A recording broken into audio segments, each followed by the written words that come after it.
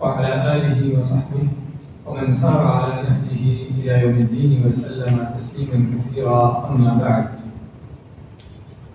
نبی کریم صلی اللہ علیہ وسلم کا فرمان ہے کہ جب بھی کچھ لوگ اللہ کے کسی گھر میں جمع ہوتے ہیں اللہ کے قرآن کو، اللہ کی کتاب کو سیکھنے سمجھنے کے لیے، تو ان کو 5 انعامات ملتے ہیں. اللہ کی رحمتیں ان پر نازل ہوتی ہیں اور سکون و اطمینان ان پر چھا جاتا ہے. اللہ کی رحمتوں کے فرشتے ان کا گھیرا کر لیتے ہیں